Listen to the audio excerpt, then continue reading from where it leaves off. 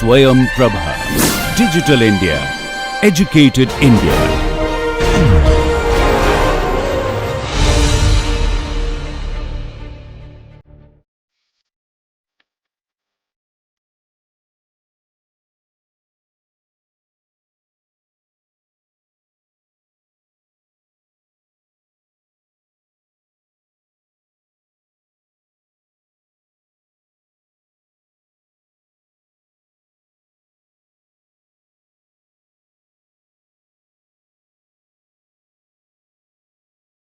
Dear student, so today is the last lecture on the theoretical part. So let's tell you again some tutorial. So in this tutorial, mostly I cover everything like whatever I taught, like questions and answer wise. Now this times I will again cover some very important basic fundamental part that was remaining. In this tutorial I will cover. Then after this lecture I will start some experimental part in the lab where you can see how you can fabricate the sensor surface, how we are measuring the cyclic voltammetry, chronoamperometry, chronocoulometry, like all the technologies that you can see practically there.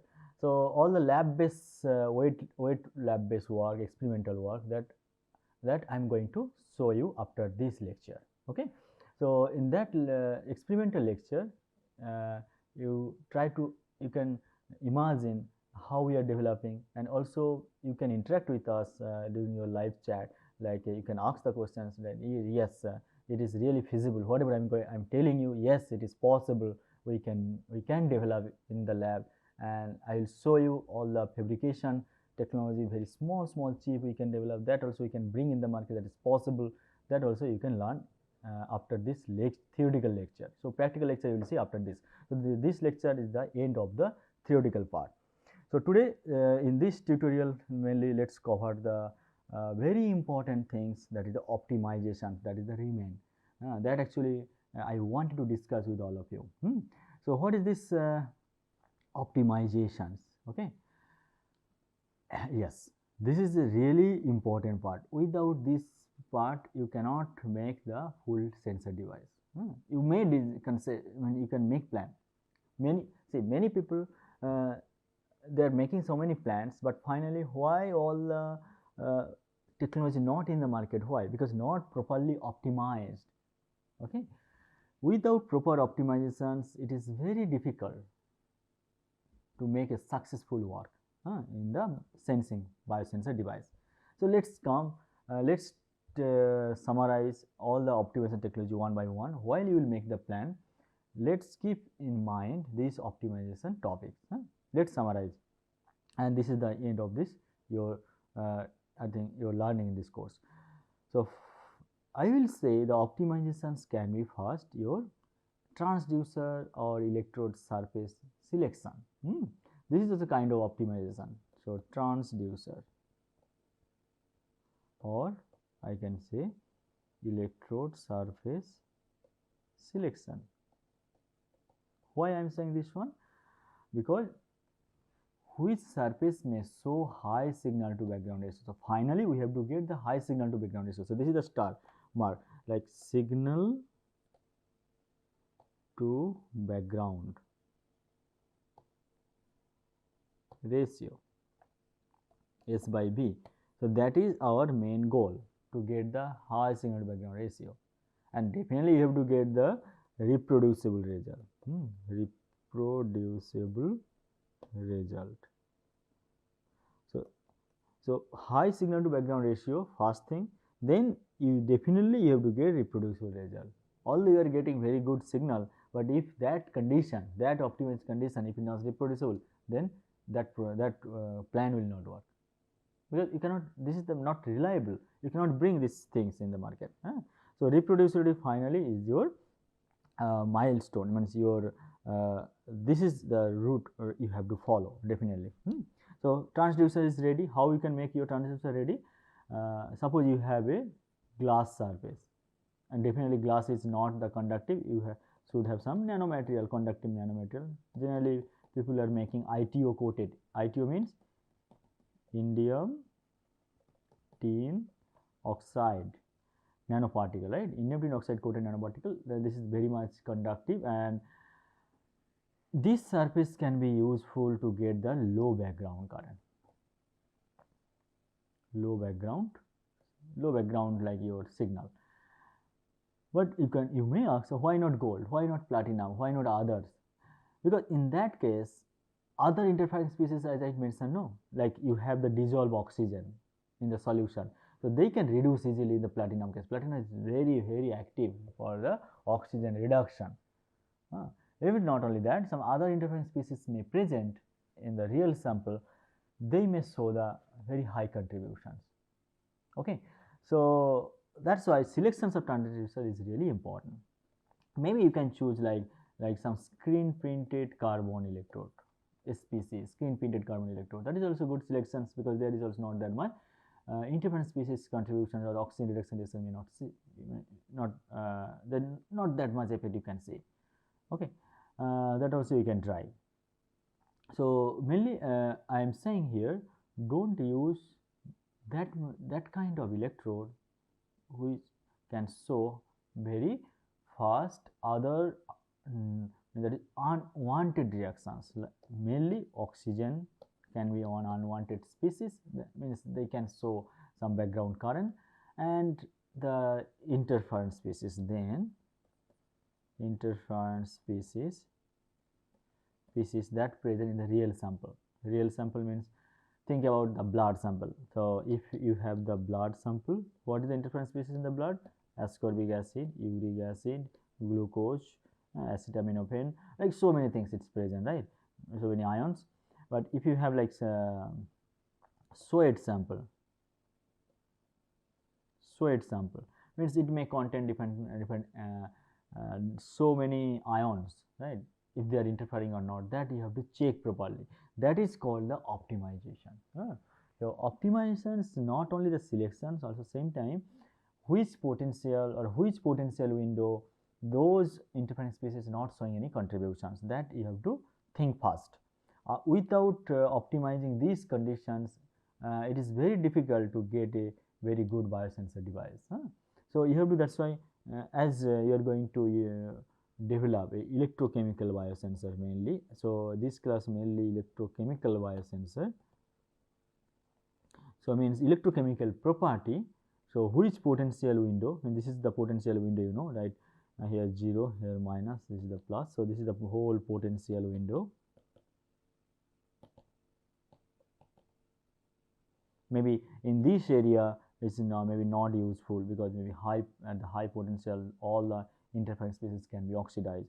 At the very low potential it is not good, because at that potential oxygen can easily reduce. So maybe this potential, near 0 potential, is the best. That but in this range also, which you have to determine which particular potential you can use for a good biosensor development, so that you may avoid all the other interference species effect. At the same time you will get best signal to background ratio, that you have to predict. So it means selections of the potential, right?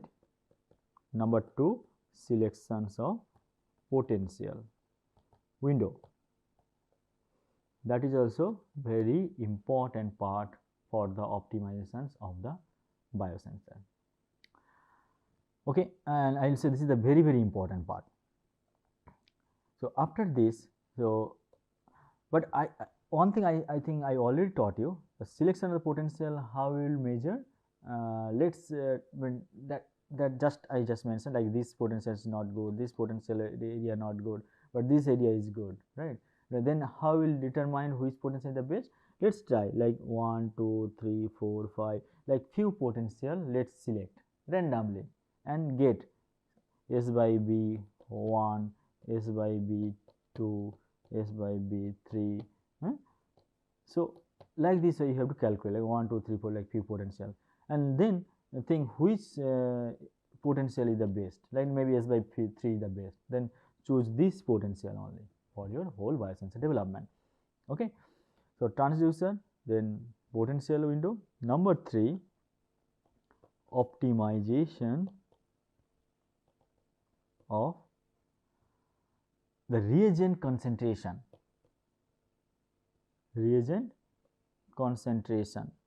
that you have to do properly. Why? See, in sometimes you may use like few reagents a very high concentration. Because of the high concentration, you may get very high background. Because of the very high background, your S by B value may not be very high, but may not be the best one. Your potential is the best, but because some reagent you are using very high concentration, so you have to optimize. Maybe sometime because electrochemical sensor is a very sensitive. Sometimes by using very low amount of like electron mediated concentration can be enough to get the your signal to background ratio is high.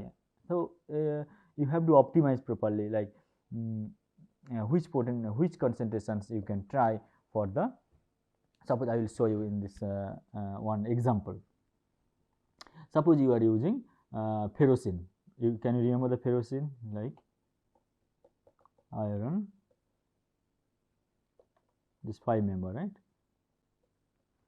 So this is the ferrocene plus, and if it take one electron, then it become ferrocene, ferrocenium ion and ferrocene, right? So you can, how you means I already taught you, like ferrocene plus glucose oxidase, it will show very good enhancement of the enzymatic redoxyclic reactions, right? So like only ferrocenes may show like this signal, but only ferrocene glucose and glucose oxidase, it may show very high signal amplifications. But if you use here like 1 millimolar ferrocene, you may get the very high current, right? But at this very high current, because it is the background related, right? What is the signal? If you have the glucose oxide, then you will get the signal. But if you use the very high concentration, suppose 1 millimolar or 10 millimolar, if the high concentration, then you are getting a very high current. But when you are using glucose oxidase, you will get the amplifications, but as the background is very high, maybe your S by B value not be that much high. But it is kind of the mediator. I will recommend don't use too much high concentration of the electron mediator. Let's try like instead of millimolar, you can go to the micromolar range, like 1 micromolar, 10 micromolar, like this way you can try. And let's see, maybe your background will be very low, and let's add glucose oxidase, you may get the very high signal, and signal to background ratio will be very high. So that's why optimizations of this kind of reagent is really important. And ECC redox cycling case, you can remember. Let's show you one ECC redox cycling. So suppose electrode surface, you have like ruthenium, right? Ruthenium 2 oxidizing to ruthenium 3, then ruthenium 3 to ruthenium 3 to ruthenium 3 to ruthenium 2. The ruthenium 3 can be reduced to ruthenium 2 by the help of like aminophenol, right? Quinonimine. And then again quinonimine aminophenol, here you can use T-shape, right? Can you remember T-shape? So in this case also, see, ruthenium is the electrode mediator. Definitely you have to optimize this concentration, ruthenium 3 mediator.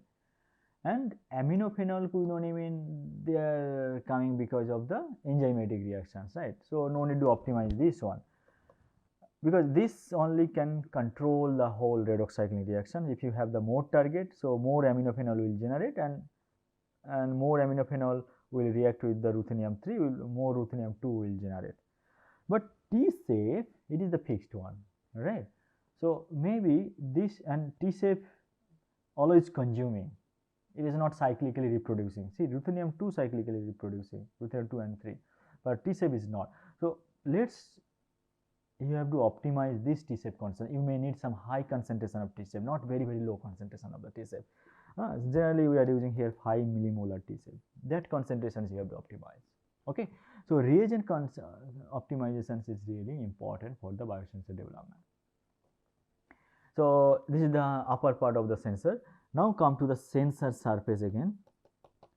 Sensor surface, we are immobilizing the antibody, right? Always I am saying.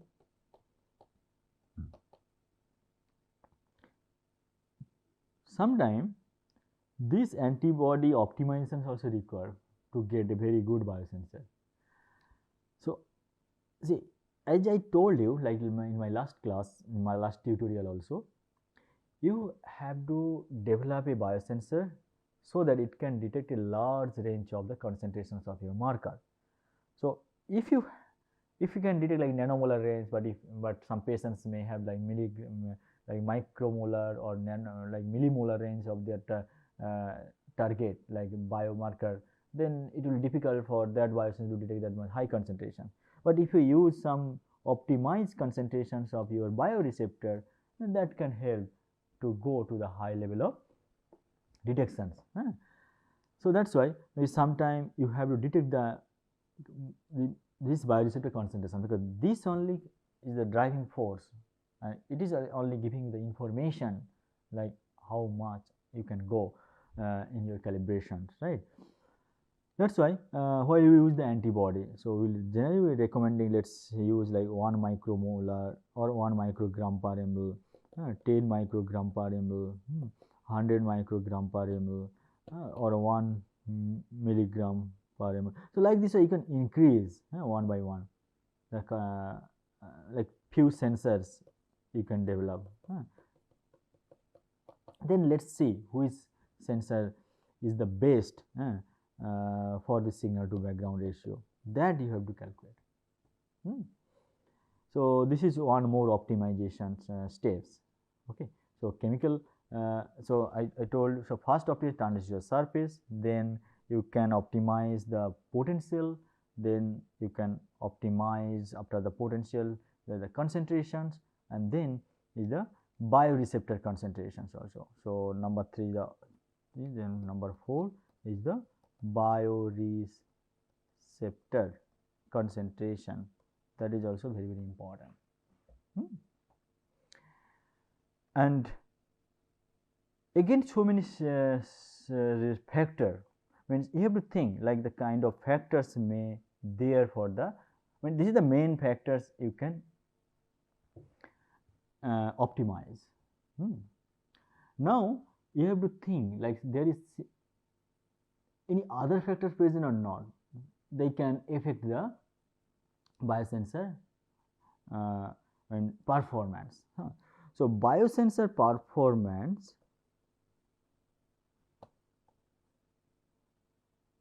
can be affected, maybe another parameter is called temperature,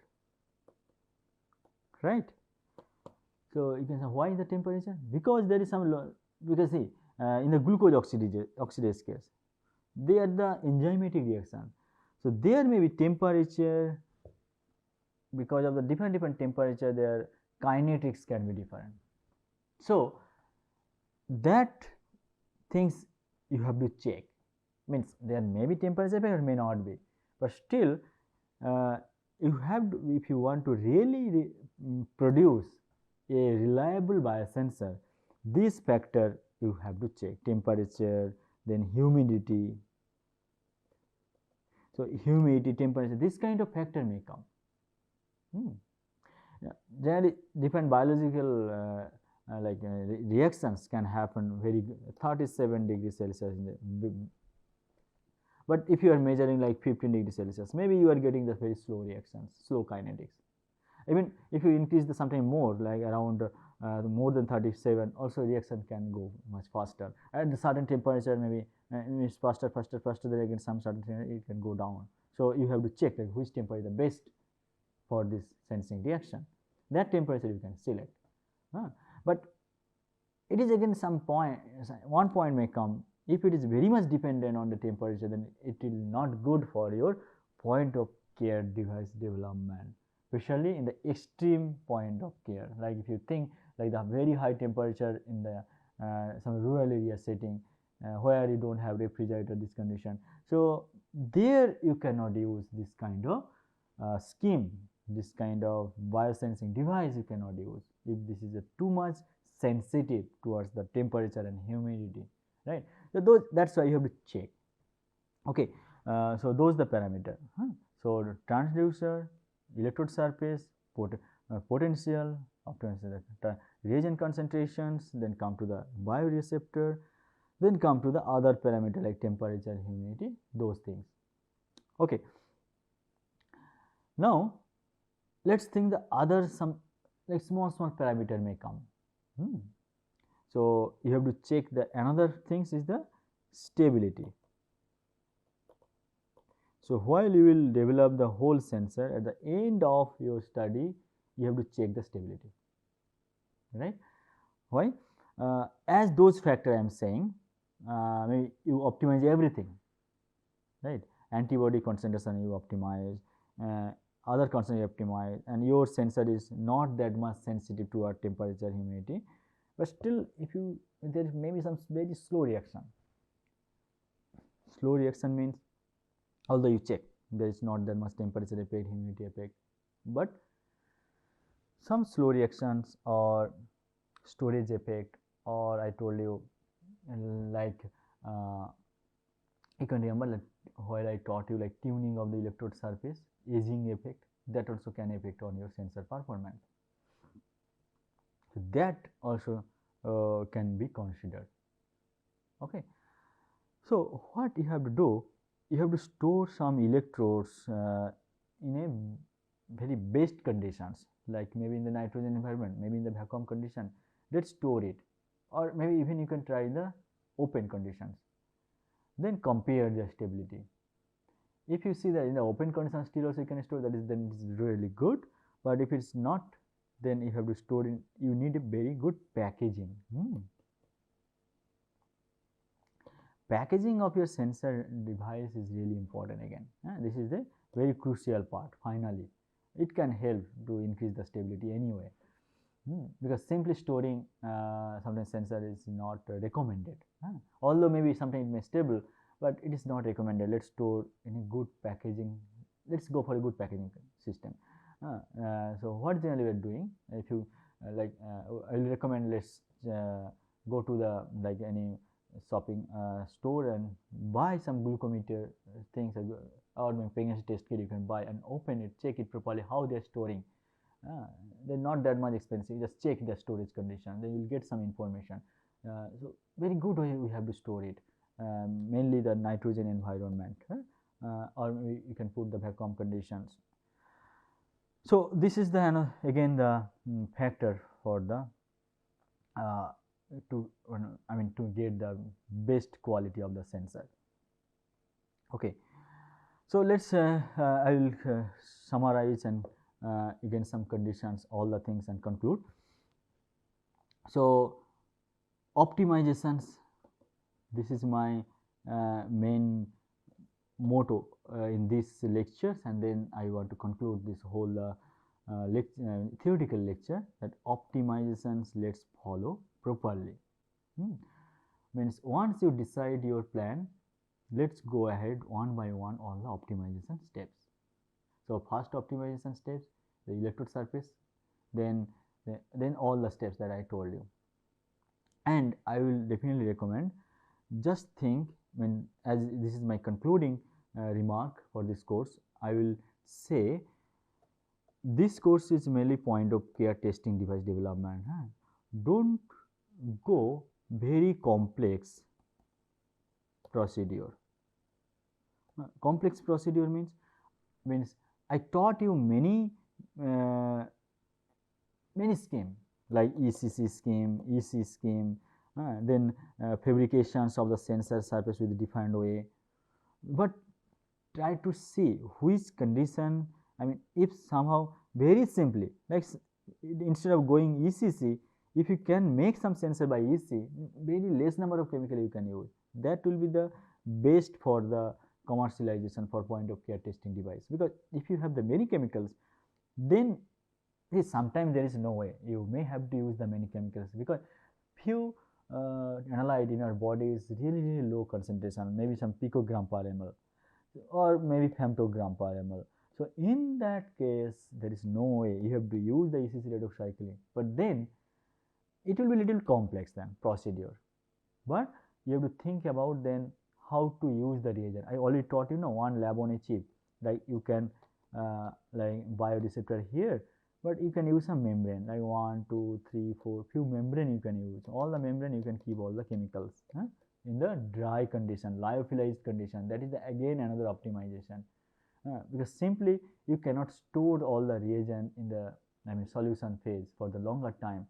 So it is better just drop it all the reagent, then dry it or lyophilized it properly. So your biochemicals or the reagent, they will be not react each other, their conformation means the structural changes will not happen. It is better, that's why store it properly. That is also kind of another optimization technique. Like then how you will store keep all the reagents on the top of the sensor, that is also things you have to optimize, right? This is my like concluding message to everyone.